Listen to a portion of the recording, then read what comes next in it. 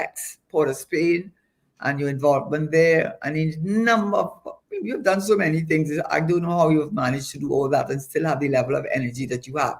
But you definitely are a person who is known as a communicator, strategist, someone who understands that word very, very well. And I've held many portfolios that speak to that. But I think you have a passion for women and women gender equality, which I was confessing, and I know I confessed it to you, to Denise, that I may not be as passionate about it. So I want you to take the role. I said you are my co-host going forward. So it's not you interviewing me or I interviewing you. That's not it. We're both doing this, and I'm going to let you take the role, take the lead on this. And I said that around 5 o'clock we're going to be joined by Dr. Gabriel Hosein. I haven't said much about her background, but she's also well known. But when she joins us at 5, and what we're going to try and do, as you go on, you hopefully try to address things. So one of the things to address is having you with me. That's one good in development. The other thing too is carving out a space specifically for persons of calling, because I feel that what I have done in being a novice in this area is just tell people call in, but I don't think they feel when am I going to call in. So they do send messages to David McIntyre, but I'm going to give them like a 10-minute, let them call in. So Denise, International Women's Day, March the 8th, and how it came about. And I'm really going to ask you your perspective. Do you think, and I'm talking about Trinidad and Tobago, I know we could talk about the globe, because if I started doing that, we go Saudi Arabia, we go all over the place. But I want to talk about us. Do you think that we in Trinidad and Tobago have achieved gender equality? I know there's a difference between equality and equity. Gender, yes, I did my homework. Gender equality in Trinidad and Tobago, and the areas where you feel we have, where we have failed, and your prescriptions moving forward. What are your views? I take the lead on that. Thank you very much, Karen, and I am so happy to share this space with you and to continue. Well, hopefully continue. You wouldn't fire me. Hopefully. I don't like those words, when people say hopefully. You don't put any negative thing in the atmosphere, All right. So I look forward to continuing to share this space with you because as I'm just very loving of my country. And I feel that Trinidad has so much potential and that we need to get to a stage where we are maximizing the use of our resources and we're doing well. Okay. So that's what has inspired me to be here. You raised the issue, and I had raised it with you about women and gender equality and gender equity and so on. And I just want to tell a little story that I started participating in International Women's Day in 1995. That's a long time ago. I'm not young, and I'm okay with that. But I started in 1995. And at that time, when they had the International Women's Day March downtown on Cipriani, that by Cipriani statue, what they had was women from the police services, women from the fire services, they had girl guides, they had female cadet, they had also different women institutions had sent women to participate in the march. And the march began with women in their uniforms and so on.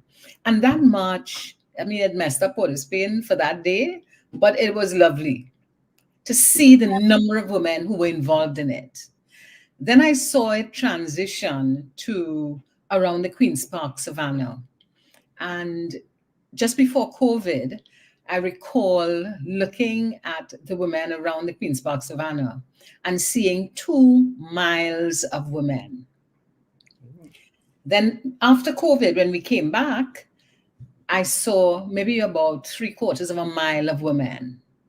And then this year, it was taken downtown, and I saw about 1/4 of a mile of women. And I've been asking myself, what has happened for women to stop participating in International Women's Day in the way they used to so many years ago? Of course, I don't have the answer, No, but no, there's I'm going to ask you to give me some of your. I would like to hear some of your views on that because may have some opinion which may be entirely wrong. So I would like to hear where we reach from 2 miles to quarter mile. how did that happen? Mm-hmm. Well, I Your think view. that the structured approach to supporting it when it began is no longer there. So this year, I saw a lot of police cars around, but I didn't see police women marching.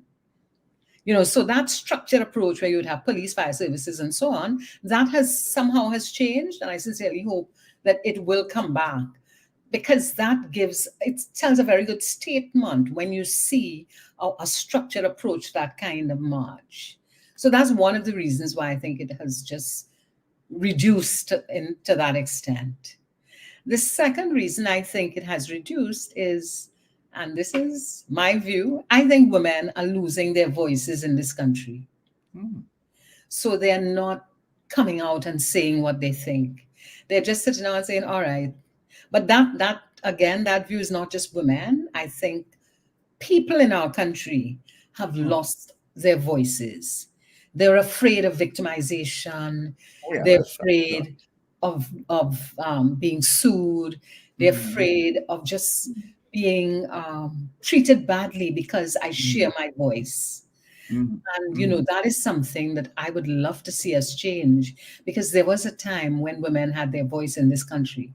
And Okay, it so was, let's stick to the woman because I think that statement you just yeah, made could apply across the board. So I want, because it's in Women's Day, I want to see specifically why you would think, since because 1995, that I'm using that metaphor that you use, or that is really is very what you call visceral, and you can see 2 miles to a quarter mile. What could have made a change? Could you not see? You see the lack of structured approach. I understand that argument. But could you not see the other reasons why perhaps women may feel that they have achieved a tremendous amount of gender equality, not as much as they would like to, since then, so that they need to go out there, except in specific areas, which do not only apply to women, absolutely not, but that whether the laws that we have, whether the hiring practices that we are seeing, whether the educational, whether those things have had an impact on, if the march was motivated by a sense of inequality, if part of the reason is that to a large extent women do feel that a lot of equality has been, not all, because I know I would uh, consider them, but has been achieved, because I certainly have examples in front of me of that. mhm. So So possible. your question is that maybe women have achieved so much that they no Mhm. longer feel that there is any reason to be an activist. There's no Or as reason active.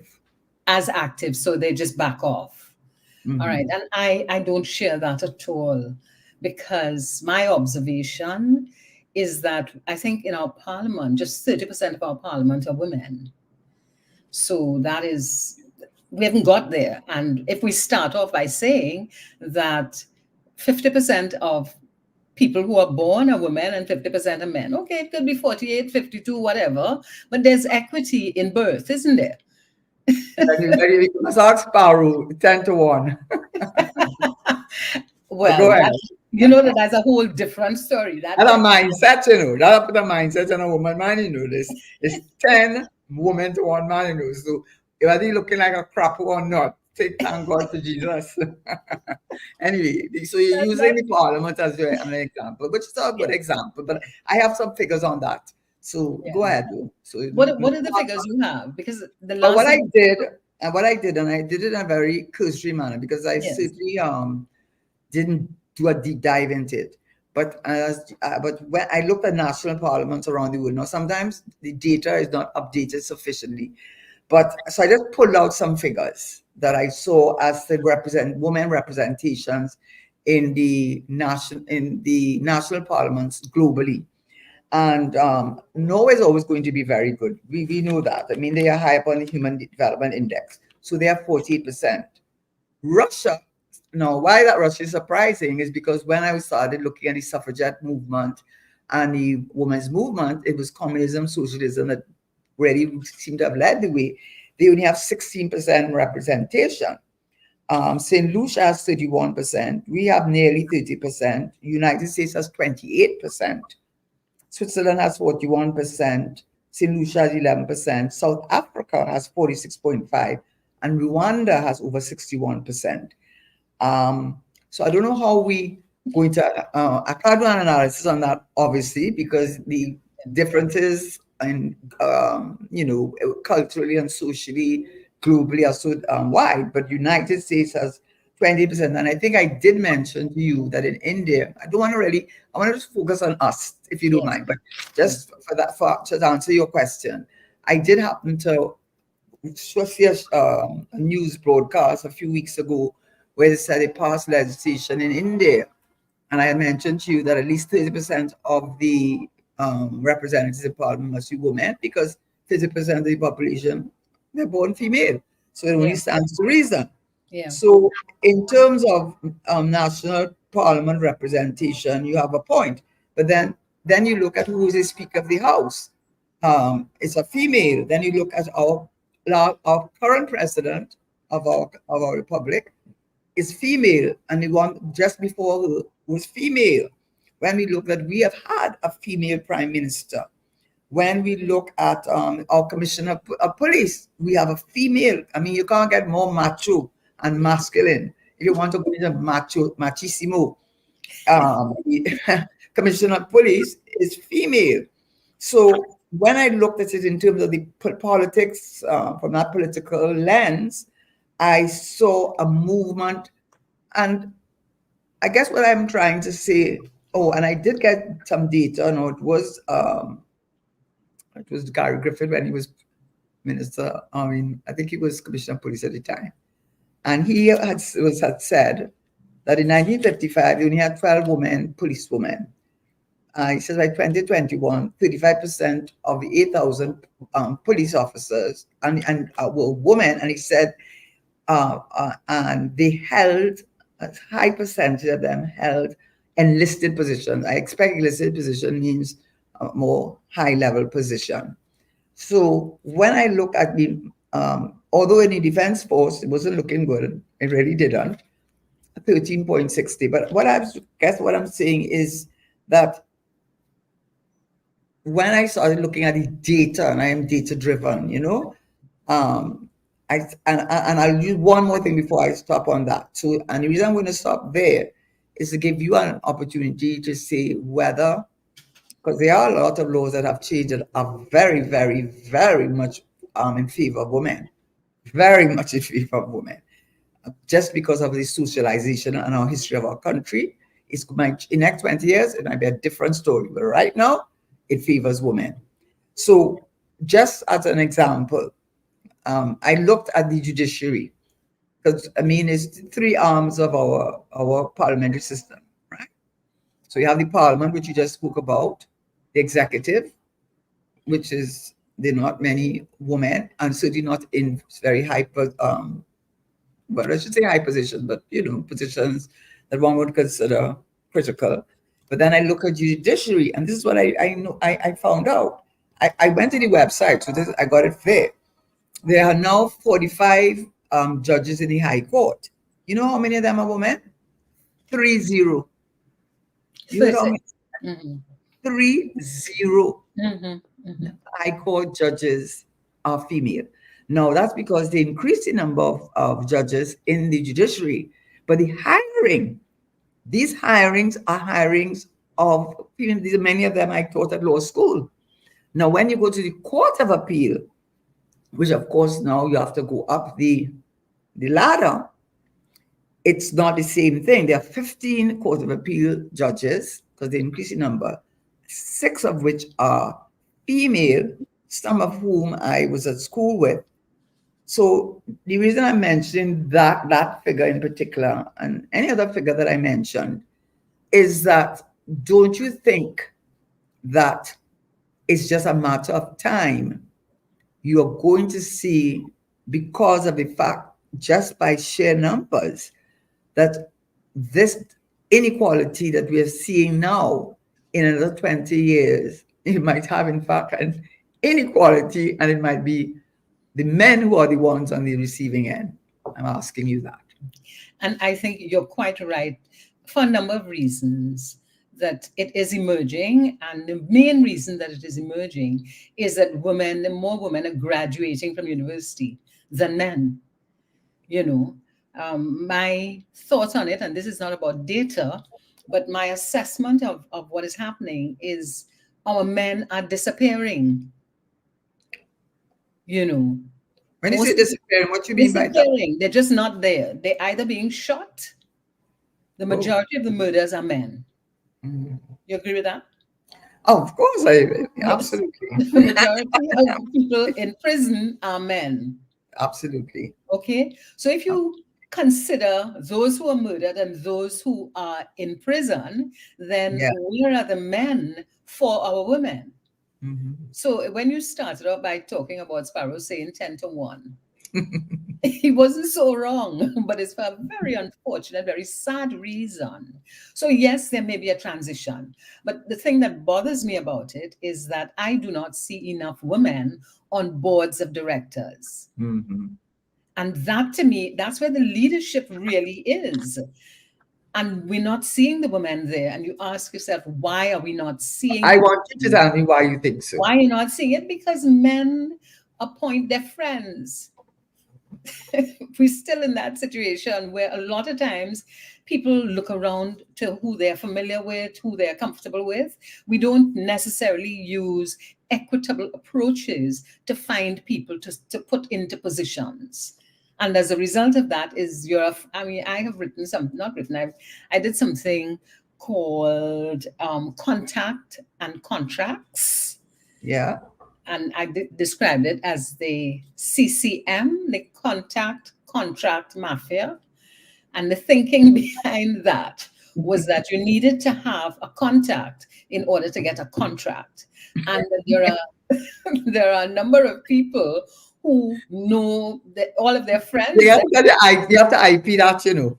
after IP that. Well, Karen, if I have to IP all the things that I think about, I'm going to spend a lot of time You make IPing. some money, girl. You make money. Don't worry. I don't know. Money is not my motivation. My Joking, but seriously though, motivation I is understand. really so Yes, I that understand. contract contact mafia thing that I talked about. While it was in jest, Yes.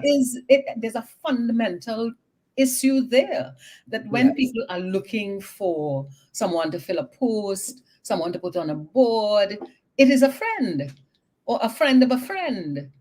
And in that case, it's going to take a long time for women, if that continues to be the case, it's going to take a long time for women to be on the boards and for women to be in the leadership.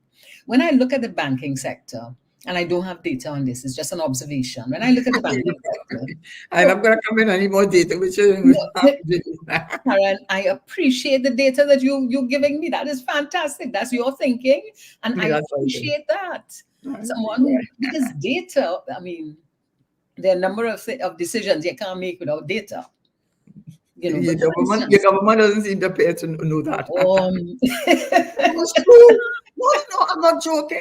The IMF in the last report, year after year, no, this is not a joke. I mean, you have to understand, I also come from a different life too, yeah, and so I would listen to budgets every single year, and I would hear them repeat that they're going to start the National Statistical Institute, Statistical Institute, because you cannot manage what you don't measure, yeah, yeah, and they constantly every year, and the IMF again this year talked about starting the Statistical Institute. So I'm not making light of it. It is really important, because when I present you with data, argue with it now. Argue with the data. hmm yeah. Argue with That it. is that is a very interesting point, and it's a very fundamental point that you've just made about decision making without data. And you raise the Statistical Institute, and there was an intention to replace the CSO with a statistical institute. There was a name for it. There was somebody who was appointed as the chairman of that board, Is and that all the of dragon feel and the sandals that we're supposed to have? Is that what you're talking about? Huh? Is that what you're talking about? No, no, no. Is that the one that we're talking about too among them? No, no, Denise. I'm not. yes, Listen, I'm yes, not. I am like you. You know. I am yeah. love my country just like you. You know. So you talking about execution and implementation. So Hmm. talk is cheap. You know. I could talk and tell Yes, you I'll give you anything. You know. But when yeah, I see it, I have to see it happen. And all yeah. I'm just saying, not to break it up, but they'd be talking. Economic Advisory Board. Poor Doctor. What I don't mean no Harry this. Farrell. Yes, poor man, give up in dismay, right?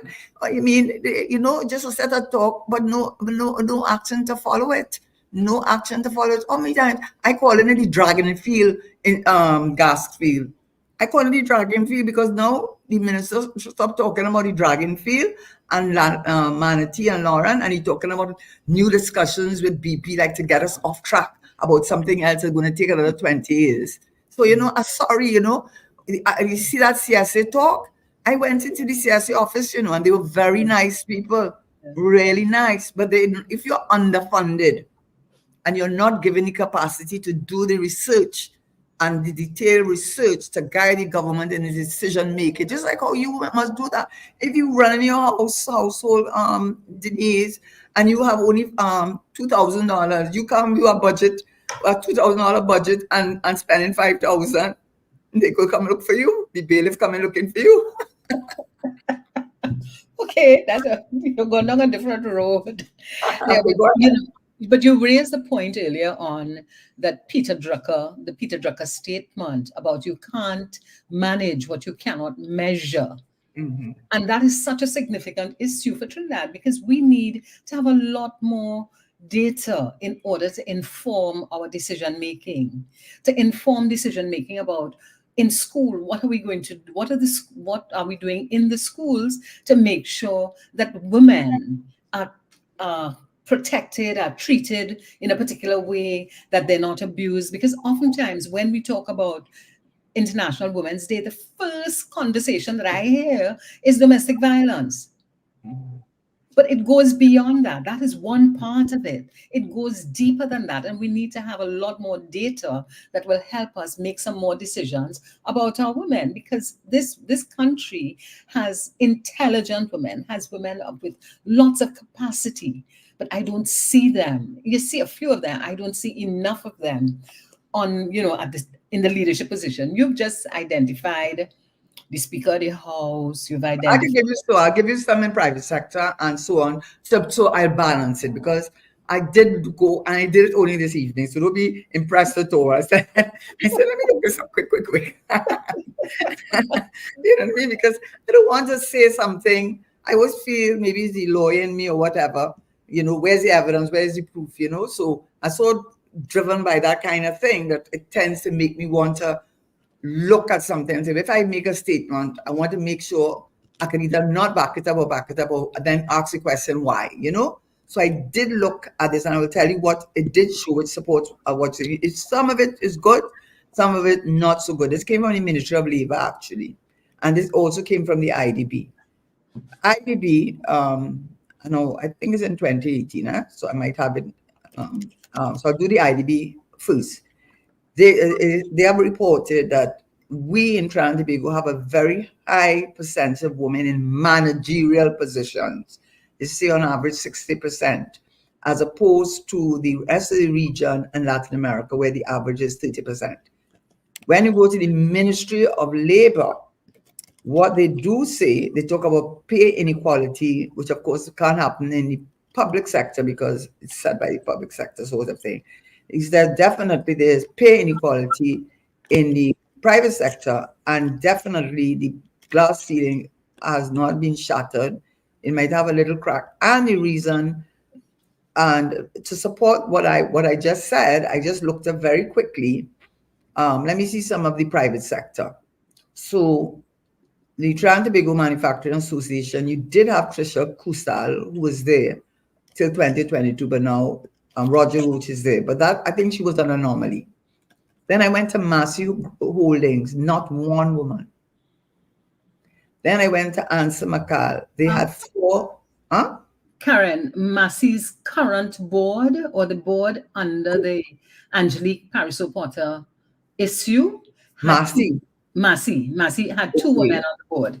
But you see what they did? They broke it up into about three divisions of Massey, right? So when it said Massey Holdings, Holdings, yes. Holdings, it had four people. Yeah, yeah. And Juve Warner was number one, and the other three I can't remember, but they were all men. So there were other groupings, huh? But I'm Yeah, talking about boards, the main overarching board. And yeah. when it came to Ansa McCall Holdings, four to the 13 board members of the holding company are female. But so what what the Minister of Labor, the minister has said, what's his name again? I don't mean any disrespect to him, but what's his He's name? from La Brea. I know he's from La Brea. I can't remember his name. He's worse than me, you know. He Yeah, is like so what you say that, you know. he's so quiet. We don't even know his name. McClatchy, is his name McClatchy? McClatchy. Yes, Mr. McClatchy. Oh God, be glad. What a shame. Anyhow, what he did say was this. He did say that there are, whilst women are rising in manager, because you can't help that, because 70% of enrollments in the university are female. And that's not only in here, it's all over the world. And it's not only female enrollment, but in fields what were dominated by men. I think more women are doctors than are men now. And engineers, they may be equal. Actuaries, all the fields that were male dominated now are either equally, in terms of numbers of men to women, either equal or near equal. But he did say that when it came to the public sector, most of the permanent secretaries and deputy permanent secretaries are female, and that's the highest rate you can reach in the public service. But he did say that in the private sector, not so much. He said in the private sector, on average, and I think somebody else did a study on it, two people did a study on it. They said on the boards, 1 in 5 on average of the board members is female. And I just happened to look up these ones, so that there's no reflection on thing, but I just said on average, huh? It's at 1 in 5, but it's and I want to ask you this then. You say no, because it flows maybe my Pollyanna outlook. It may be affected by that Pollyanna outlook. Do you think that part of the reason that the boards continue to be populated with men is because of don't forget the word I'm going to use, the old boys network. The old boys network. These are the guys who went St. Mary's and Fatima and Kouassi together, who hang out at Union Club, which is all male, it goes down, by the way, go down to cricket wicket thing, lying together. And they say most deals are made not in the boardroom, but outside the boardroom, hang out with each other, hang out with each children, have similar values, similar outlooks in life. Do you think that networking that you're talking about is at a large extent fueled by that old boys network? And if I say old boys network, you know what happened to the old boys? What happened to the old boys? Guess what happened to them old boys? Well, they call it for long, No, but if it's old boy, no, but if these are being fueled, it's called, that is a race that is recognized. So, and that comes from going to, and then you notice a high school, and talk university, or primary school, I talk in St. Mary's, Fatima, they love to call them, the schools, right? Yeah. And they go to each other's homes, they know each other's families. And so they have a camaraderie, they have an understanding, they have a way of looking. And they think that you don't want to bring a woman inside here to interfere with how we look at things. Okay, let them manage things, but don't bring them inside the boardroom and want to make too much policy and interfere with how we do things. Now, if that is so, the same transition I am speaking about in the judiciary, which is unbelievable, right? The same transition you're seeing there. Don't you think at some point in time that and other factors may change the composition in the private sector of the boards, or do you think it's going to continue nonetheless? I think it's going to be a very gradual change. And that is one of the problems of our country, that if, and not just our country, when decisions are made only by men, and there are studies that talk about that, when decisions are made only by men, there's a perspective that is not necessarily um, supportive of the entire society because it's a male perspective. What is needed is far more collaboration so that you do have a female perspective in the big decision making as well. And for us to do that, it's going to be a very gradual transition, because you've just talked about the Old Boys Network, which is clear that Old Boys Network continues to function. Alive and well. It's alive and well. And what is even worse, and again, this is from some of my experiences, is when you are in a situation in which men are making decisions, they kind of expect women to just hush. They don't expect you to give your point of view. And those women who, well, my experience has been, whenever I have given my point of view on, serious issues, I've had to be really aggressive, almost, to get people to just listen. So there has to be a transformation of our leadership attitude, and it has to be a transformation that accepts some bit of equity, that understands that women have a point of view as well, and that other people have a point of view. Because I'm also very supportive of inclusion approaches, because we cannot continue to just have people out on the side. We need to really embrace what is now being described as DEI, diversity, equity, and inclusion. We need to embrace that, because that's humanity. If we continue to just have a male point of view on it and male dominated decision making, then that is not a humanitarian approach. That is an approach that is just very unfortunate. And we're going to continue to not make the right kinds of transitions. So I'm going to ask you too now I know I'm genuinely, I would ask you, you said, like, even because we're talking about both, because I think there are many examples which I could speak to, because of course as I said, I spent a lot of my time in academia, and I wrote books on family law and areas that would have touched female rights, indirectly or otherwise. Okay, so what I really am asking is, what is a female's point of view? And before you answer that, because you need to say that female's point of view. So what is that female's point of view? Because it doesn't help.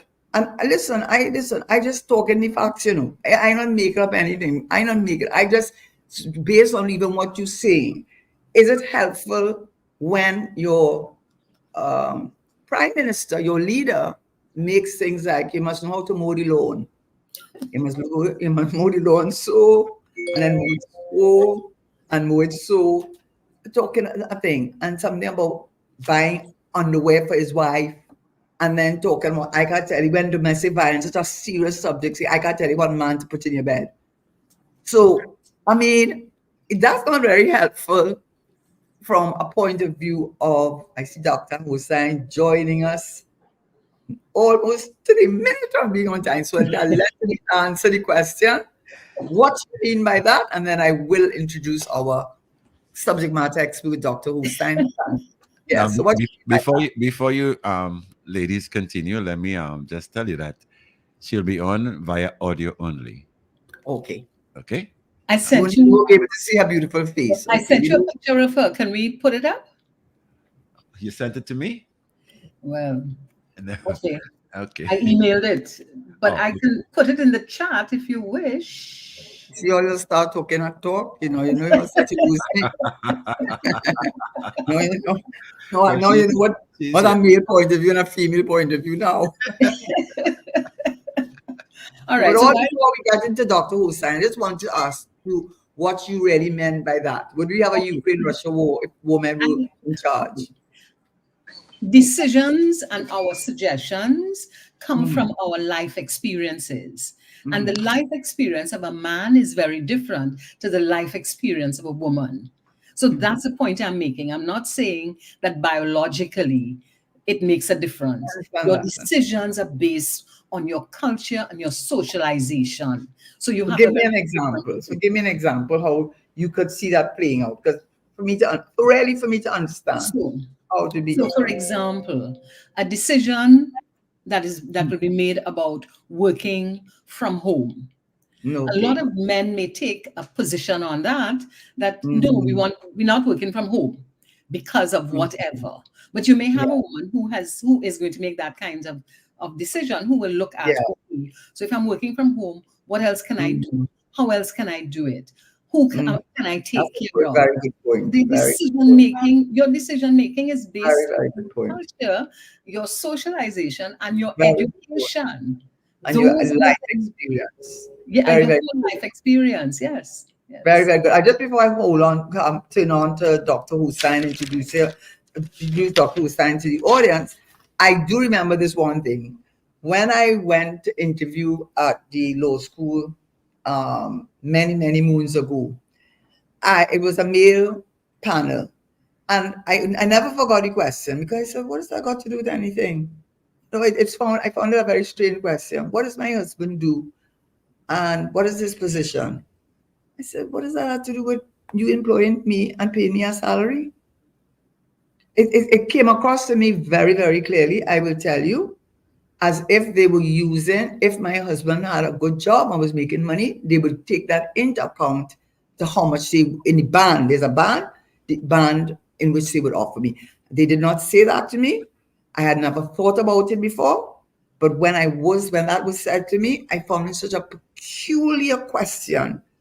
And I said to myself, they want to know how much my husband is making, so they want to know how much they could offer me based on if she's in a good position or a bad position. So that I just thought I would share with the gender inequality. But Dr. Hosein, you're being very, very patient.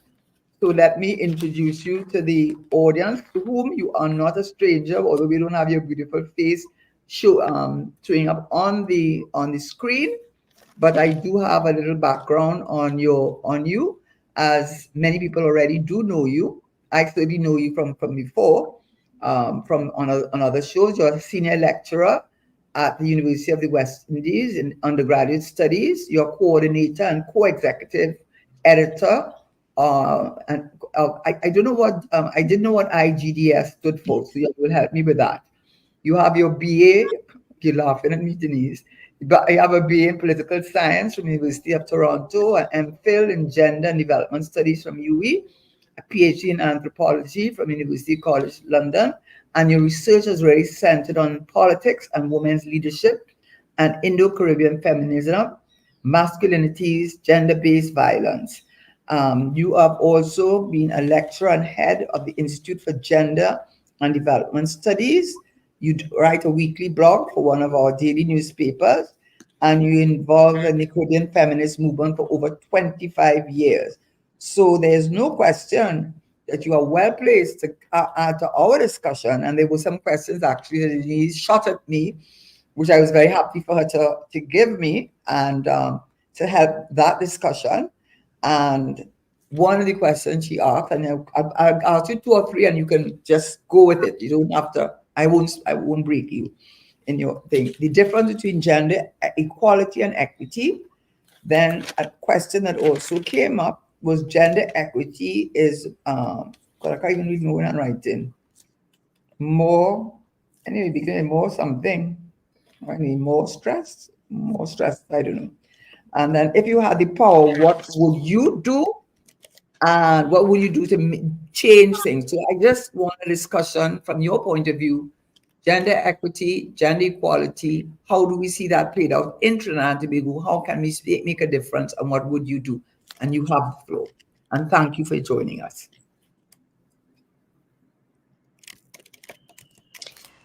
Hi, Not good seeing you. afternoon, and Yeah. you both. Good Good afternoon. afternoon to you both. afternoon Thank to your you. listeners. And thank you so much for inviting me to be with you this afternoon. Which question would you like to start with?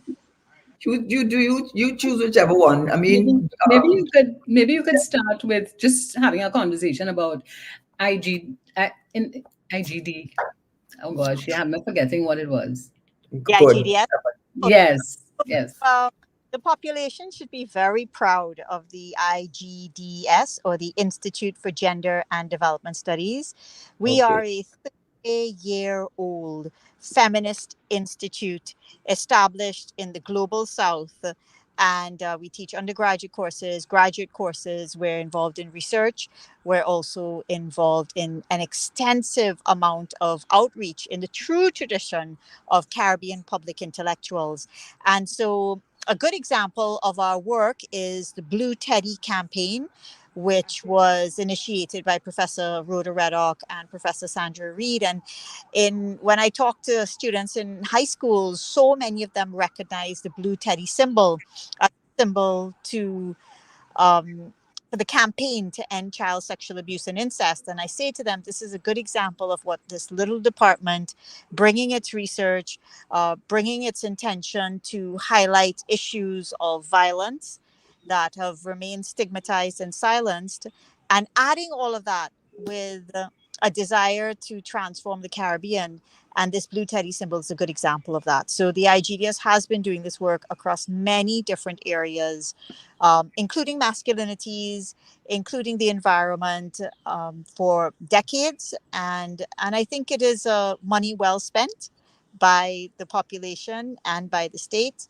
And it's helping to create a new generation of progressive young thinkers. So Denise, I'm gonna let you take over from now, co-host. You ask all the questions. You shoot the Thank question. you very much. Thank you very much, Karen. And Karen will pop in at any time that she Right. wishes to. Gabby, thank you very much for being with us. My And pleasure. one of the issues that has been on my mind is trying to understand how the International Women's Day March moved from 2 miles of women to about quarter mile of women. What do you think is responsible for that? Well, first of all, again, things for the population to know. The first International Women's Day March was held in the world, or the first International Women's Day gathering was held around 1908 or so. And it was founded by socialist women who had a concern with the conditions of women who were seamstresses, and women who were working, laboring women, the conditions in which they worked, and the pay that they received, and so on. So, International Women's Day has historically been grounded in a concern with the lives of ordinary women who are trying to make a living in conditions that may be unfair, exploitative, underpaid, and so on. And I'm going to come back to why that's important. In 1961, Christina Lewis started the first International Women's Day March in Trinidad and Tobago, in San Fernando, for those of you who are San Fernando South people, in San Fernando. And then over the decades, it was maintained by the network of NGOs for Trinidad and Tobago for the advancement of women, and the legendary Hazel Brown, as well as the Caribbean Association for Feminist Research and Action, and many other organizations, Working Women, Women Working for Social Progress, many others. And in the 1990s, again, this is very important. The 1990s was a real moment of mass organizing globally. There was the last global women's conference that was held, and in place in the government was Joan Yule Williams. And Joan Yule Williams was very supportive of the women's movement. And this is why it's important. I came in where you all were discussing women and leadership. And I'll tell you, mass movements are absolutely crucial. I believe, and I don't mean mass movements of bourgeois and elite people or well educated like people like me. I mean mass movements of ordinary people who are saying we are not supporting these conditions of water deprivation we're living in. We have issues with food prices. What is happening with the unaffordability of housing? Our employment. We are a union of unemployed people who are demanding better conditions in the labor market and so on. So mass mobilizing is very important, but leadership is absolutely crucial. Leadership can make or break moments. And so Joan Yule Williams was there in the 1990s and was very supportive of the Caribbean being well represented at the Beijing meeting. Beijing is in China, Global Women's Conference. Now, I say all of that because when Joan Yule Williams came in, she would get the police women involved, and she would get all of these, she would bus in women from all over, and they would all be marching. And there was a way that the state was showing, at minimum, an investment in the women's movement. In a way, we're not seeing the state coming out and saying we have this investment in bringing women together across all sectors, and we see this as our responsibility now. That's the first thing. As the march continued to be organized over decades, and I went to my first International Women's Day march in Port of Spain in 1995 or so. I was very young, and I just thought this was the most amazing thing ever. And so over the decades, there was really a need for a younger generation to revitalize the International Women's Day March. And so we began to contribute to that around 2016, building on this long, long, long legacy of women's labor, to raise women's issues and so on.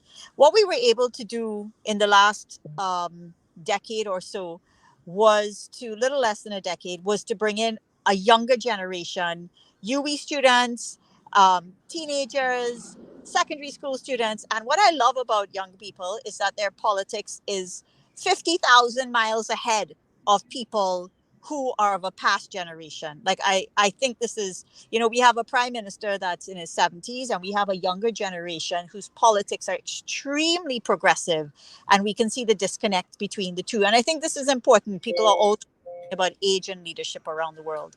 Anyway, so I think that revitalization is what openness is what led to a younger generation taking part. Now, Denise, you asked what led to a smaller march this year. And I think there are many considerations. In the first place, as I outlined, there was a level of political leadership that supported something like the march, not in a politicized way, not making it a PNM or UNC thing, but recognizing that the state was interested in showing its support for women's rights. And I think we see some of that now, but not in this way. And second, I think that we on the ground need to, certainly in Caribbean feminism, and Caribbean feminism has always been committed to the women oppressed, but I think we need to revitalize going out to communities, connecting with the issues that our communities are facing, and inviting communities to bring their issues to the march in a way that makes them feel as if this is going to help to bring them mobilizing and solidarity. So I'll give you an example. Lack of access to water. We see the newspapers. People are complaining about not getting water for weeks and months. Lack of access to water is a feminist issue. And it is a feminist issue. Why is it? Yeah, sorry. It is a feminist issue because it affects the lives of children, it affects the lives of families, and it particularly affects the lives of women who are primarily responsible for things like cooking and washing. But it also makes children's life much harder, it makes family life much harder, and it is also a deprivation of a basic right. And that is why it is a feminist issue. Similarly, we can look at the high price of housing and the fact that how difficult it is for people to own their own homes. This too is a feminist issue because it means that people are living in precarious situations on rental incomes. And in the pandemic, when people lost their incomes, we saw what happened. We saw how families had to move into other places because they couldn't afford to pay their rents anymore, and so on. And so I think it's a reminder to us, Denise, to end this very long historical answer to your question. But I think this is a call to us to to connect with people such that they feel that it is important to bring their issues into this space, and to know that this is a space where it will be affirmed and it will be amplified, and it will help build momentum for what they are struggling with when they go back home. Thank you very much, Gabby. And Gabby, you're going to be talking for the rest of the hour. Huh? I want to ask you something, but you ask questions, Denise. I want you And to scholars take always the have Yes. lead. a I want you historical to take the background lead when it comes to on this because I have a little different take on. On this, yes. Yes, so I Okay, want you to take the lead on this. a And couple of then things, Gabby. I think we met in 1995 at that march. I think that's the first time we met each other. yeah. And the relationship went up and down, but that's where I remember you. Gabby, when people talk about IGDS, they tend to think that it's only women that Mhm, you are focusing on. mhm. Is that true? Oh, no, not at all. The Institute for Gender and Development Studies has been conducting research on men and masculinity since 1996. I've been teaching a course, but a course was introduced on men and masculinities since 2004. I've been by Professor Rhoda Reddock. I've been teaching it since 2005, and we have produced extensive research on men and masculinities in Trinidad and Tobago. We've supervised students. I've supervised a number of students. I can be very proud of saying that Mr. Amilka Sanatan, who is now located in the gender division, was my MPhil student. We supervise theses on men in prisons, men in fatherhood, men and feminist or men and mobilizing against gender-based violence, or how men participated in the feminist movement to end gender-based violence. In fact, I've just completed collecting data on men across the Caribbean, a very small but deeply qualitative sample on speaking to men about their journeys into gender-based violence prevention, what led them to enter this work. You know, Is I Gabby? despair. Research Yes, Oh, back there. I, and to no, advocate for the issues faced by men and boys to be addressed. okay, let me ask you something because I wouldn't want the show to end without me asking it and then leaving it to you and Denise to discuss it. You know, I guess again, my background, I think I'm a more, that I personally have never experienced gender or been aware if it was there, gender inequality, mainly because wherever I worked, the heads of the institutions were female. And then when I was in government, I never was aware of that my gender mattered. What mattered is my performance. And my PS, who was the top PS in the minute in government, Alison Lewis, was female. So I personally didn't have any experience of it. But what I wanted to ask you, because you did say it's also masculinity, there's been so many, maybe that Miles has cut down so much because you're seeing, for example, Status of Children Act. Before, a woman who had a child who was not married to the man, and he left no will, that child got nothing. But now that child of that woman, because it's still more a male-oriented world we're living in. When you're looking at issues of when someone dies and they leave no will, the common law spouse, and there's a definition in the legislation, they are entitled to as equal as much as if he were married to her, unless he in fact died with a lawful spouse, in which case she still is entitled to receive something. When we look at the issue of domestic violence, I saw them quote some figures, but I don't know if there's been an amendment, but I went and looked up to 2018. And when you look at that, they do not recognize male on male intimate partner violence and the financial abuse, a number of things they do recognize. So when they give you statistics that say 44% of women experience domestic violence, maybe it's because not included in those figures because of our legislation, men and male relationships are not recognized as they should. Equal opportunity legislation that makes it clear that you cannot discriminate based on gender. They had something called spousal rape, where a man could not be guilty of rape they amended the offenses against the Persons Act to clearly say that there is something called spousal rape. So what I am saying, both in terms of property rights, when someone dies, from so far from particularly woman's point of view, even if he leaves a will and he leaves nothing for you, you could go to the court and go for family provision and say, listen, I'm someone who he should have made provision for. So there's so much legislation, in my respectful opinion, that is so much, has done so much to equalize the position of women in terms of rights, that I wonder, and I'm really asking the question. I'm truly asking the question because sometimes I think when people hear the word feminist, I'm not saying I'm not one of them, but when some people hear the word feminist or hear that language, they tend to get turned off. I say, oh God, it's such a woman who man-hating woman.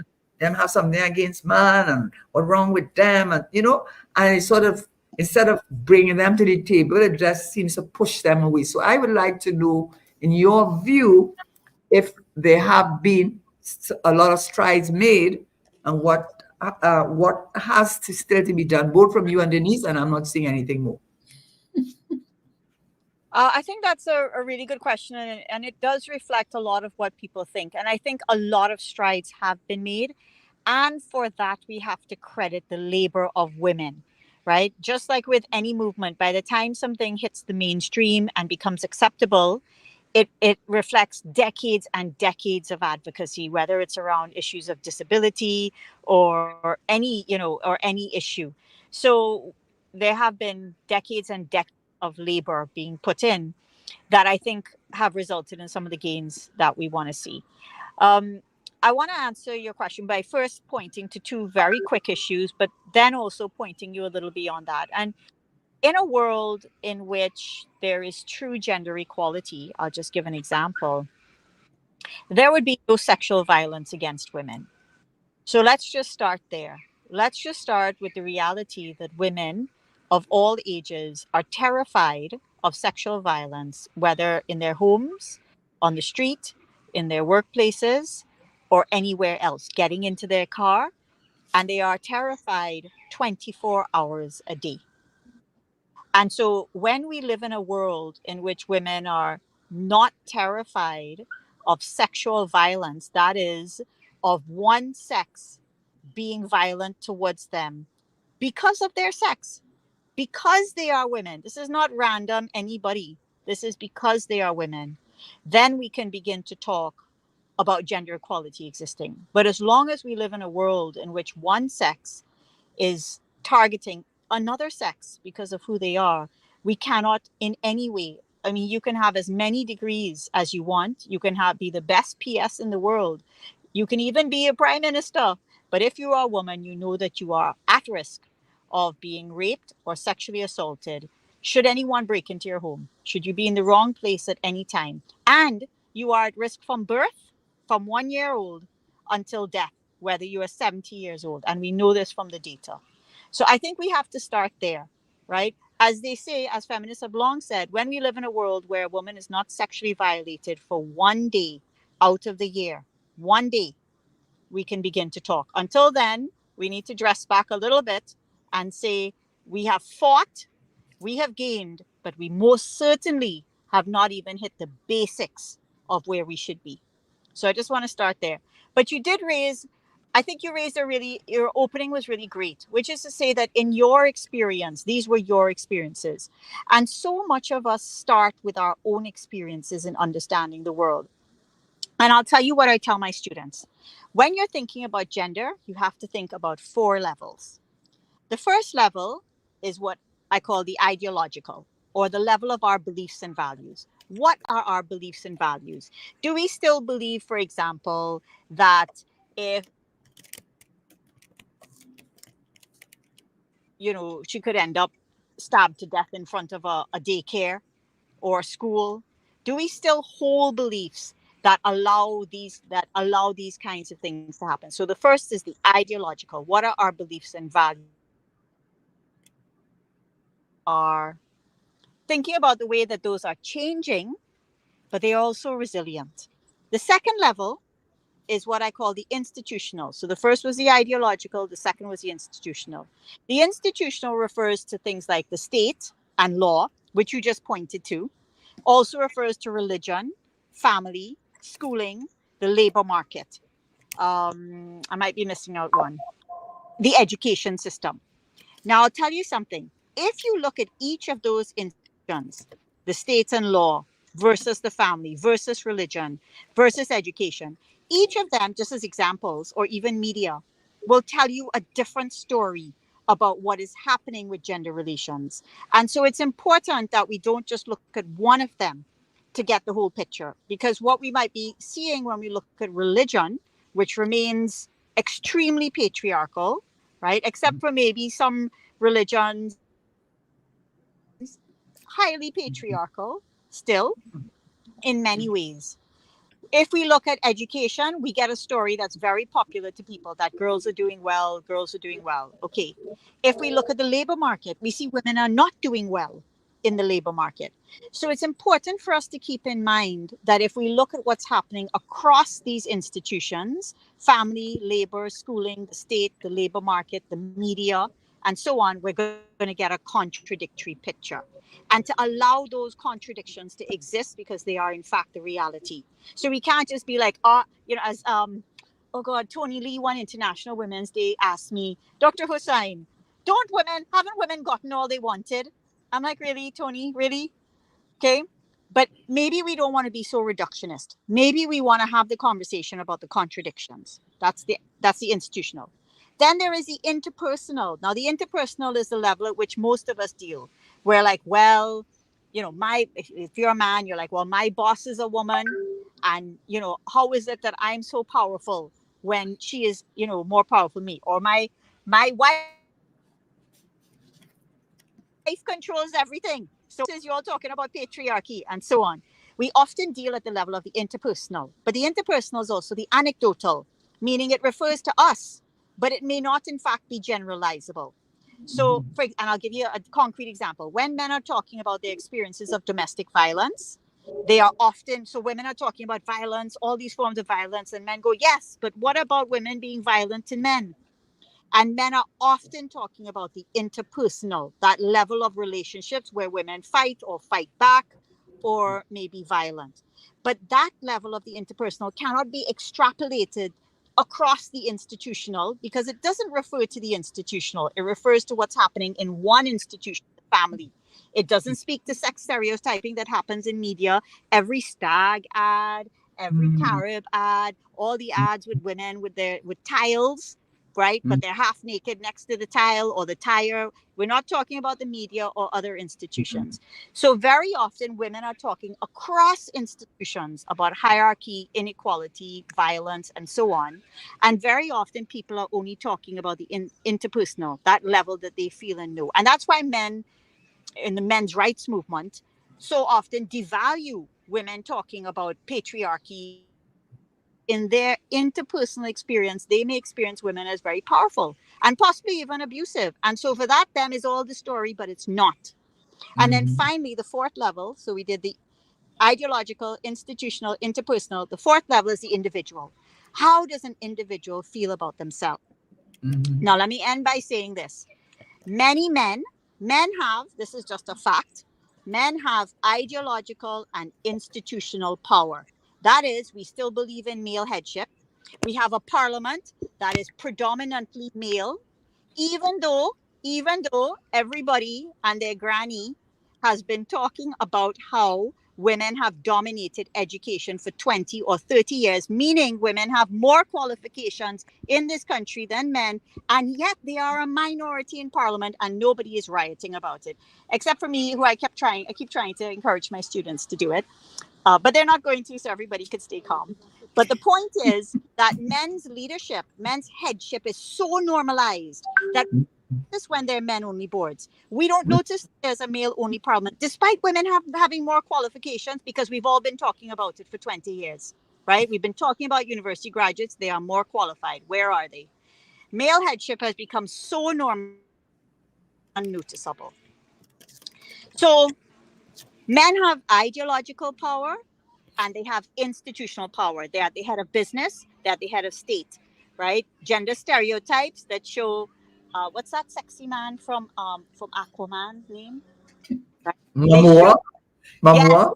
right. So they show the idea, they show the idea of the Schwarzenegger Rambo ideal. Women Yeah, are yeah, yeah. still the ideal of the loving, soft, gentle, right? So Mm, men true. don't institutionally, even if women may be doing well in some of those spheres across all institutions, if you add it up, even in the household, men are considered to be the head, women are considered to be the neck. Ideologically, patriarchal values still hold. Institutionally, male headship remains. But, and here's the thing, even though men have ideological and institutional power, that does not mean they feel personally powerful. And in fact, Mhm. many men go around going, but I don't feel personally powerful. Look how powerful my wife is, my boss, my colleagues, all of these Mhm. women, these feminists, they're so powerful. I don't feel personally powerful. And they themselves, as a man, may not be walking around feeling like I have or I am powerful either. So the at the individual, men are not walking around feeling like they're wielding all this power that they apparently have. And that leads them to think and perhaps to act as if patriarchy is not real, right? It is because it doesn't feel real to them, but it is true.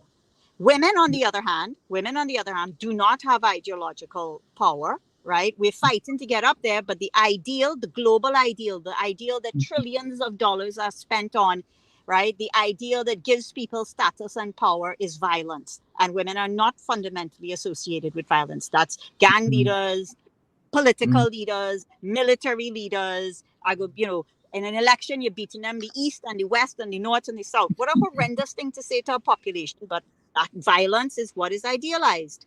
So women do not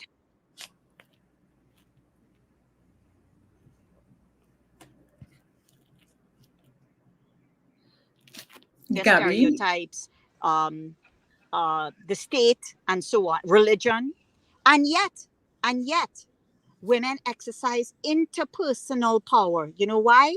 You know why women fight with men and men think that women are violent to them? Because the interpersonal is the only place that women can resist. The interpersonal is the only place where they can exercise that kind of power, because anything else requires taking on a system.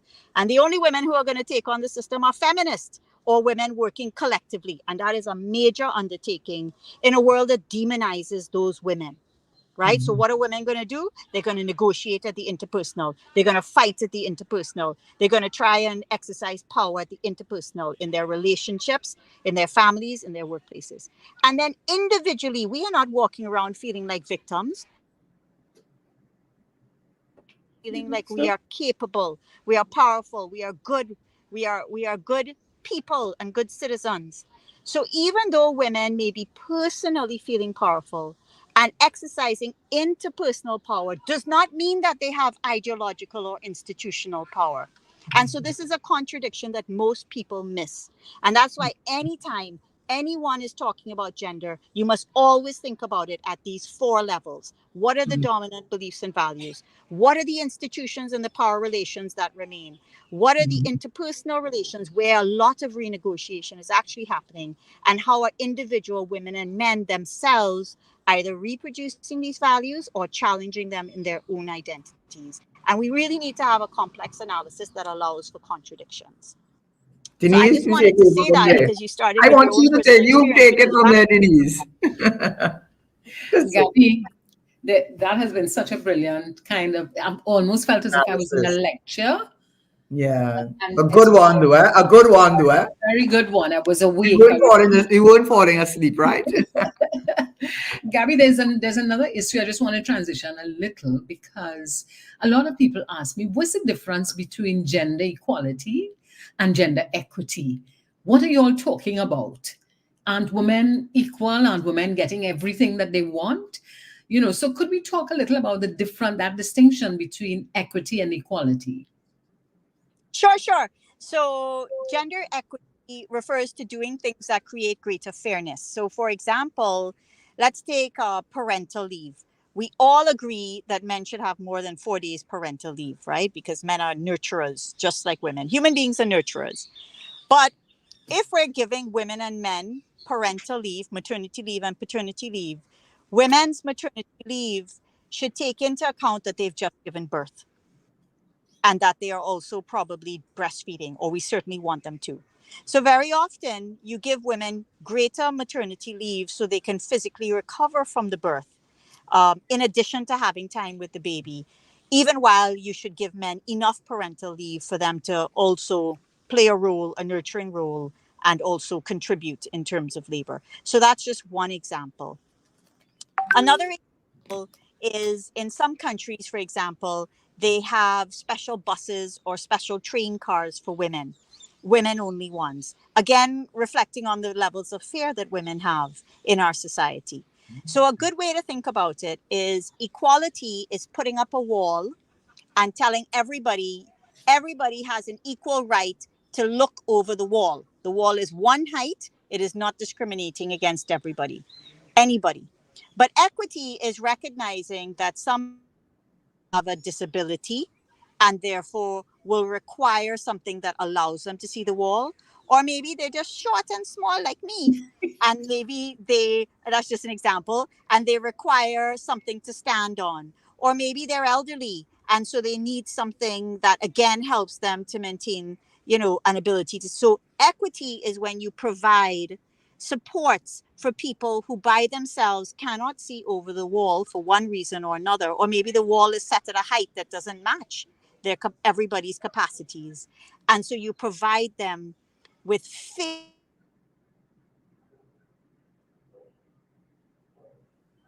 really has to do with responding to people's needs fairly, not just providing a blanket response and assuming that that is going to address historical and structural imbalances, or indeed biological differences or any other kind that prevents people from equally participating. Let me ask you something. And that's just this is I invite actually the a whole country to personal. come to my classes. They're super fun. Look, we having a class right now, Between this is class 101, and listen, we taking notes, and you're a real teacher, institutional, interpersonal. What is for and what is for? And now you need to say Ideological. that. Huh? Ideological. Ideological. Okay, now the interpersonal one. This is what I want to ask you. This is the question I really want to ask you.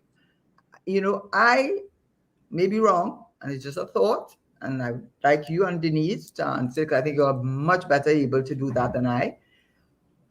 Do you think that men feel to a certain extent emasculated? Now, men traditionally, for thousands of years, and you still see it being played out in Asian and African countries, still, and you talk about religion, you mentioned the patriarchy and religion. It's true. I go to church in my, in my whatever church I belong to, Roman Catholic Church. I have to say that because 80% of the people there are women or with little children, but it's always a priest. I never understand that. I never understand why the priest has to be a man when 80% of the congregation is female. It's the woman holding up the church. I never understand why it is that the issue of when we talk about morality or criminality, the prisons are filled with men for whatever reason it happened. But when you look how many women are in prison, on even on if you want to use a moral argument, which is what religion has, I can't understand why not that happening. But the question I really want to ask you, because it does bother me, and both of you could answer it for me, because do you feel to some extent that the men are feeling threatened by the progress that women have? Because there's been a transactional relationship between men and women, whether it was ever stated or otherwise. For your youth and beauty, in exchange for that, you will get my power and money.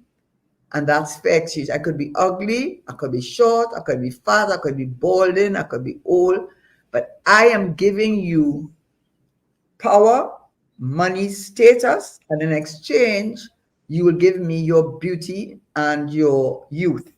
And when that beautiful, youthful woman who we wanted to put into a box is no longer willing to stay in the box, but is winning in national scholars. I mean, I know some of them I said personally, a national scholar, brilliant, brilliant.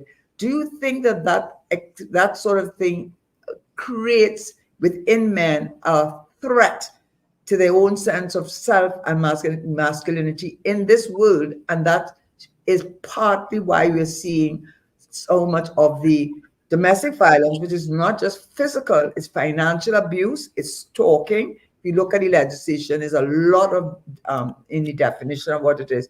Do you think that's playing any part, that men feel emasculated because the tables are slowly turning against them, and that fiction is being actually exposed to be what it is? Both Denise, Gabriel, you all know the answer. I don't have the answer to that, I just want to know. I am the audience. So Karen, I have to apologize to you all. I think I've been breaking up. So my apologies for that, and to your listeners. I think definitely men are feeling emasculated by the challenge to and transformation of traditional power relations. And that's not unusual. Any group in power who has had power is going to feel threatened by a Mhm, changing or challenge to that power. I don't mhm, think it's up to women to be intimidated by those feelings of emasculation, or any less committed to achieving their goals for an equitable, sustainable, and peaceful world. I think mhm, those issues need to be talked through, but we certainly should not be held back by them. mhm, So what should be happening now? The fact is that there's great work we should be doing on transforming the expectations that boys and men face, and transforming the ideals of masculinity, starting with when children are very small. So that, mhm, and it is happening. We know that a younger generation of boys and men does have changed views from an older mhm, generation. So that is happening. um, men's feeling of emasculation comes back to what I talked about. They have an expectation of being in power, and women playing a particular role. And then mhm, when women don't stay in their place, what does that mean for how they identify themselves? So, as one schoolboy said to me once, "But miss, if I'm not a protector, what am I?"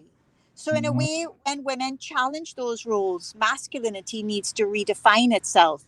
But redefining yourself requires a lot of courage, and requires going into the unknown. And for men, that can be very difficult, because the most important thing about a man is that others recognize his masculinity. We as women, we don't have those kinds of challenges. If we lose our job, we don't feel like we've lost our femininity. If a man loses his job because of the breadwinner ideal, he mhm, feels as if he's been emasculated. And mhm, men are often blaming women for the emasculation that they feel. But actually, where we should be turning our lens is to the deterioration of our economies in the Caribbean over the past 30 years, from the 1980s, which has made it much more difficult for men to earn a living wage in the legal labor market, and to meet those masculine ideals. And this has been traced all over the world, where economies have contracted, just like in with race, where countries are contracting economically, they turn against migrants, and they turn mhm, against others who are seen to be the cause of the problem. But actually, it has to do with an inability to fulfill those roles in a way that one once was able to. So I think these are issues worth talking about. I do not think that women should be held intimidated by them, and I encourage men to have those, to get on, get in the movement, and be having these conversations about how, instead of feeling emasculated, what can we do, so that, because you want men to believe in justice. You don't mhm, want the male view to be a view that's always going to be regressive. What's that? You want the men to be, and masculinity to be invested in justice, in care, in peace, and in human rights. That's the kind of masculinity we want, not masculinity. So I think this is about continuing the conversation, but encouraging men to see themselves as having both a role and a responsibility for being a part of it. But one thing I want to say, in the Caribbean, it is very important for us to challenge this idea that women were dependent on men. African and Indian women who came to the Caribbean came as independent workers, whether they were enslaved or whether they were indentured. They did not come as wives. And so the myth that women from time immemorial in the Caribbean have been dependent on men and housewives is a fiction. And we must credit our history of having women working in the Caribbean under hugely exploitative and violent conditions. But women have worked here since the beginning of the plantation economy. And also, the breadwinner ideal is also a myth. So even if men believe that they should be providing income, and so do women, we have a long history in the Caribbean of men not doing that. And in fact, women being both the carers and the breadwinners. So we need to be really careful about grounding our analyses of what's happening in a way that also affirms the gender relations that have defined our own history. Denise, I want to hear co-host, co-host, I can't add co-host, anything. co-host. You can't let me down. You can't let me down, co-host. I have nothing to add to what Gabby has just said. But there's a question that I want to bring to Gabby, and that's a question of what are the structures that are needed to support what we've just been talking about? What are the structural changes that we need to make? Well, I think Karen pointed to some, there's so many. I think all of those legislative changes are really important. I think recognizing that leadership is core to transforming inequities of all kinds, of all kinds. I think that in terms of structures as well, we need to recognize that each of those institutional domains, religion, family, schooling, the labor market, each of them requires looking at where are the inequities and then using things like state institutions, with the support of NGOs, with the backing of regular people demanding this change, but demanding accountability for them shifting. I'll give you a small example, really small example. When we are building sidewalks, right? First of all, we don't have a transportation policy that is engendered, which is bizarre, right? That we would have no transportation policy that understands how women and men differently use transport and are differently vulnerable in How the do they context use of it public differently? transportation, Can I ask you right? that before you go ahead? How do they use it differently? Well, Just for women, women mm, own cars a much lesser degree than men. So women okay, are much greater users of public transportation everywhere in the world. Women are okay. greater users of public transportation in the first place. So Mm. public transportation is a feminist issue, not just because it affects women, but because it reflects these gender differences in how our society is organized. Secondly, women are vulnerable in the context of public way that men are not. And the fact that state institutions like the Ministry of Transportation have not taken this seriously, despite what we know happened to Andrea Barrett, despite what we know happened um, to so many others, is shocking. So you asked about the institutions, Denise, but in so many ways, the structures are there. You know, it's just that the public has to be prepared to hold those who govern those institutions accountable for doing better in a way that actually meets the public needs. And of course, we are doing that. We're begging for water all the time. We're begging for schools to open all the time. We are constantly protesting, begging, potholes, but somehow it ends up being politicized. So it becomes about an MP or a minister or somebody rescuing you, not the failure of the organization itself and how that organization can show its improvement over time. And that's our desperation, number one. So we go to the individual. And two, it's the governor mode. The governor mode is everything goes to the top, to the governor for solution, instead of looking at what's happening in these state institutions, what's happening in town and country planning, what's happening in the institutions that are meant to protect us.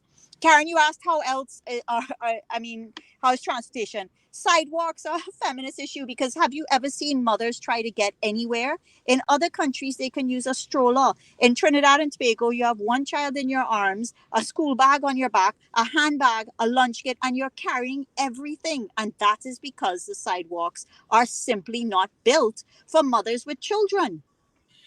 You are It's so, I mean, and this conversation is so brilliant. I mean, I think Denise knows a lot of what you're saying already, but for me, it has been eye opener because for not one moment would I have thought of potholes, pavements, water, and transportation from a gender focus and in a real way, not in a because I'm not, I tend to be a little bit I'm pragmatic, a little bit too much for my own good. But you talking today, Dr. Hussein, listening to you and hearing you explain why those issues, even Denise, you were talking earlier on when I asked you, and maybe you could want to say a little bit more. I mean, about working from home, because men still think they're helping you, No, I know that's not your story, eh? You have a That's nice, my story. yeah, not your story. You write a book that say that, that say, so we're not making it about interpersonal you, but Yeah. a lot of it is if it is a really woman really were in charge, I think people would understand the pressure a woman is under to get that child ready for school. And it's like if the whatever the husband doing, he may dropping them to school, but the pressure of the homework, the extra lessons, it feels like most of that pressure is put on the woman. And I think if there were more women in charge, there would be more understanding that work can be done from home, not only because it saves money or all the other things that men may think are good reasons why, but they would also see it from a gender position where everybody wins. What do you say to that, Denise and Gabriel, as we have a few more minutes left? And I don't know if anybody can call because there's not much time left, but no, Denise and Gabriel, Dr. Hosein, you all take it there. We have 9 minutes. What do you all think? I mean, it's been an eye opener for me. I'm genuine about that. I'm genuine sorry. about saying that. I want to say that where women are performing the care roles, we can point to women experiencing the disadvantages. But where men are performing the same nurturing and caring roles as women, getting the children ready, having to take them to school, whatever, then it expands our focus to look at, yes, we focus on women because they are performing those roles, but actually if we look at what's happening to who is performing the care work, then we are able to broaden that lens and can look at whether or not it's women or men doing it. So whether or not it's women or men doing it, somebody is having to get a baby to daycare because they have to work and cannot use a stroller on any sidewalk in Trinidad and Tobago, for example, right? And it could be a man, it could be a woman, but we're broadening our lens to look at how care is factored into in our society. So I think that's just an important point because we want to validate the men who are playing those care responsibilities as Yeah. well and see how they then are affected by the conditions that we have made women have to accept to survive all along. Yeah. So the I just care, wanted to I wanted to add something with regard to transportation because women, we don't have a system, a transportation system that focuses on the things that women have to do. So a lot of women also take care of their parents and so on. They're the one, they don't need the transportation at 8 a.m., but they may need the transportation at 10 a.m. Because that's when they have to go to the grocery, that's when they go to the hospital, that's when they go for medical and so on. So we have to start looking at things like that and saying, well, okay, how can we facilitate? How can we help women to be able to do the things that they are doing? Because we're still very different in terms of gender. Most of the transportation systems work on an 8 to 4 basis because people go to work at 8 and come back at 4, and they forget what happens in between that.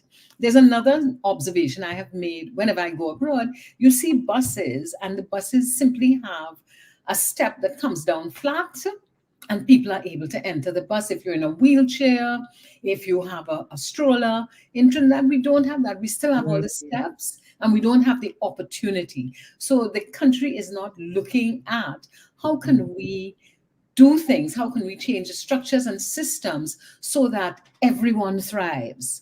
That's not Mhm. what I am seeing. I'm seeing Mhm. a lot of total disregard for what people need. You know? And you know what you said about before I let Dr. Hussein, I'm going to probably wind up on us. I think when we started you made a point at the very get-go, Denise, that this is about a love of Trinidad and Tobago. So this is not putting down any group or putting up any group, or or be critical for the sake of being critical or anything. It's about really love of country and wanting the best for every single person as best as we can. I think I think that's a message you have sent across in this discussion. And as for Dr. Gabriel Hosein, I think I have to go back to school and join your class He is because welcome to come to my yeah, classes. you Super know what fun. you did? You know what you did? I have to tell you, and I'll let you end the conversation. You know what you did? I think, and this is just my own perception, I think you really had a very even-handed approach to the issues. I don't, sometimes people think, oh, they're going to come and talk, this woman talk, and this woman this, and woman this. No, no, no, no, no. It was so even handed, and it was so logical and so sensible, and so much ultimately a love of humankind. That is what you brought. That's what I got out of your conversation. I don't know. The stereotypes are always there. The bitterness, this one. None of that. I got so much of you showing how everything is interrelated, and even understanding the man's point of view, and saying, they themselves are dealing with the same issues that women are dealing with. I mean, it's been a fantastic, elucidating, illuminating, maybe not as much for Denise, my co-host, who have a feeling very knowledgeable about these issues, but it has been very illuminating having you on, and you're such a I'm trying to remember the word in not where you have a moment of inspiration and clarity. I got that today from you. And Dr. Hussain, as we Thank you. come to the end of this show, what would be the messages you'd want our listeners to keep from what you've been talking about? Okay, well, in my last minutes, I would want to affirm what Karen said. Feminists are out here to challenge a world in which in which violence is determining so much of our lives, and to change that world so that it's built around care, whether that's care for children, such as there should be daycares on every corner instead of rum shops, whether that's in terms of care of the elderly, or care of persons with disabilities, or care of people. Care has to be the fundamental value. That's the first thing. And that's basically the feminist movement, right? The feminist movement is seeking to change the things we value, to give greater status and power to those, that caring, nurturing responsibility that we had typically assigned to women and assigned low status. That's the first thing. The second thing is, when you're thinking about gender out there, keep it simple. Just ask, what are the roles that people are playing, and how are they going to make them differently experience this scenario? What are their responsibilities, and what access to power do they have or not have? Those three questions alone are going to tell you a lot if you ask them in every setting. And the final thing I'm going to say is, everybody should be a Caribbean feminist, because everybody is invested in a world in which men are appreciated because they are, not because they're meeting masculine ideals, and in which women are free to exercise self-determination over their lives. Everybody wants that for themselves, or for their Mhm. daughters, or for their sisters, or for their sons.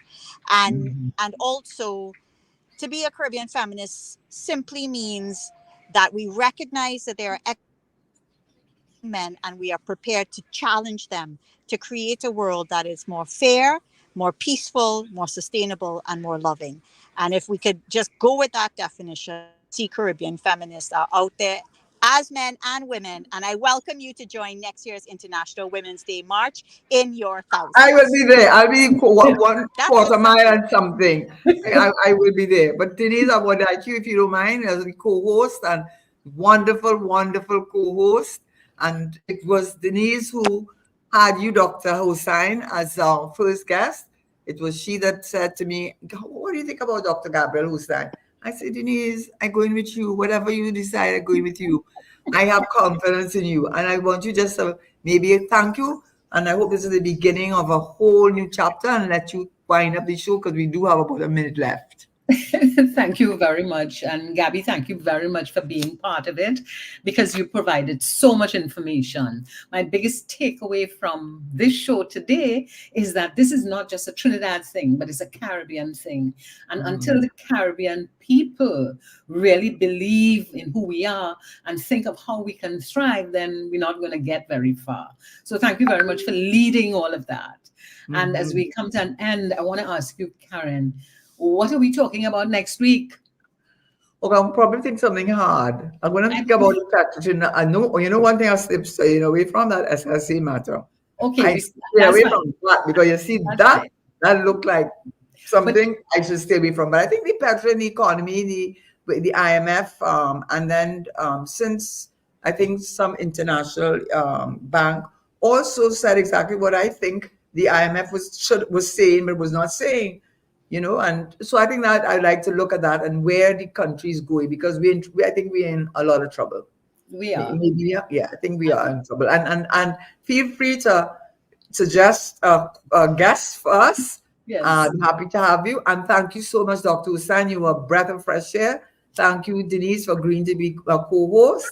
And next week, we will have people calling, but I don't think this time the conversation was so breathtaking that I think everybody was in class today, and then we're glad they went to class today. Thank you. And on our messaging board here, Elizabeth Bain said it's a real eye-opener and very informative. So a lot of people were glued to the information shared today. Wonderful. It really was wonderful. Yes. Thank you, everybody. David, Denise, Dr. Hosein, all of it. Thank you so much for joining us, and we look forward to next week, and we'll talk Denise, yes? Yes, we will. All the best. But we're not talking about running. Thank you, ladies. But don't run. Yes. Enjoy the rest of your evening. Okay, then. Bye.